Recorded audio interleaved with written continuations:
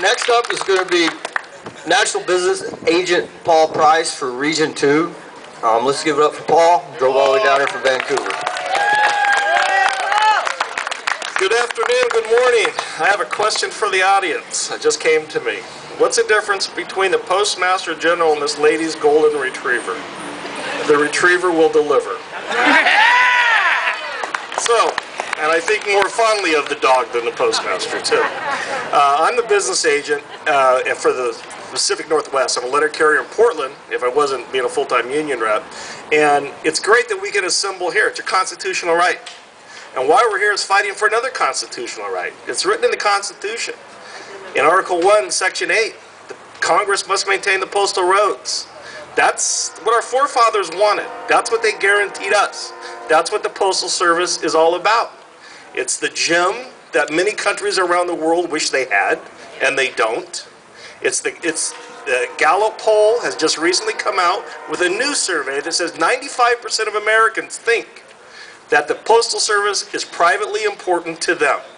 This Postal Service has operated under the Consumer Price Index since 1972. No other company can say that. This company is also rated constantly as the most public trusted, and the consumers have the most confidence in the Postal Service than any other government agency by far. All providing good middle class jobs, 6 days a week, every delivery, every community. So with all those things going for it, why should it be destroyed? It's always about the money, folks. It's always about money. The Postal Service is a $65 billion industry, and it has no stockholders, no shareholders, no profits are handed out, nor does it have CEOs that makes millions of dollars and other employees that make those kind of profit returns for their salary. It's just that. It's the Postal Service, a public service. We can't let a small group of profit-minded corporate types take away your service. And that's all it's about. You can't have a Postmaster General go before Congress and try to wither the scrutiny of congressional people that are as apprised of the situation as the congressman is. And Donahoe didn't do it well. When asked, how could cutting one day out of the 6-day delivery, 17% of the delivery, and it only saves 3%? What kind of nonsense, non-fiscal plan is that? It's not. It's to get away from 6-day delivery. And this Postmaster General, led by Darrell Issa and his small-minded group. By the way, Darrell Issa had 2 co-sponsors on his legislation. DeFazio had that before breakfast when he first made his legislation. And it's all about the money. If the Postal Service goes down in flames, who cares? Who will take care of money laundering? Who will take care of child pornography in the mail? Changes of address, voting, as was said here, mail to the military, mail to the handicapped. Who will provide those services? Issa hasn't said who.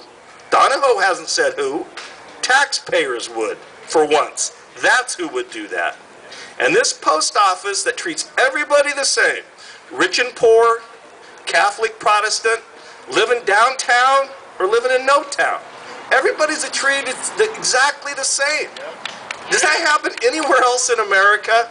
No. Except with the Postal Service. By these people you trust to be on your porches when you're not at home. If the private express statute gets repealed, and that's what going to 5-day is all about, to crack the 6-day egg. Once that 6-day egg is cracked, then Donahoe will be back trying to explain some more fiscal nonsense, going, it didn't save us what we thought, but going to every other day delivery might. That's the plan, to open up your mailbox to other people besides these carriers that have gone through background checks, drug tests, all kinds of checks by the OIG and the postal inspectors. They're the most trusted that the American people believe in. They believe in their letter carriers on their port 6 days. We cannot lose that, folks. So let's tell Donahoe not only no, but hell no. Hell no. Thanks, Bob. Bill Donahoe, hell no. I like that. So I pretty much wraps up the rally.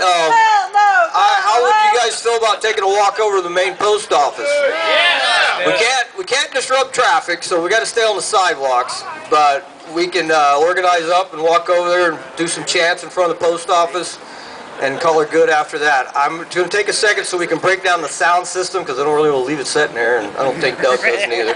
So thank you for showing up. I mean, we're fighting for something that's ours. It's ours no matter what anybody tries to tell you. It costs no tax dollars for a postal service to exist. And there are people in this country that don't have internet service. They don't want internet service, so they can't afford internet service. The sad thing would be to find yourself without a job one day, like some of us postal workers are looking at, and not even have the ability to send a letter to somebody to get something, some money fronted to you, or to even send in an application or a resume for a job. You'd have to do it online. So where are you going to go do that at? Maybe the library if you're lucky. Anyway, thank you for showing up. I appreciate it. And we'll walk to the post office.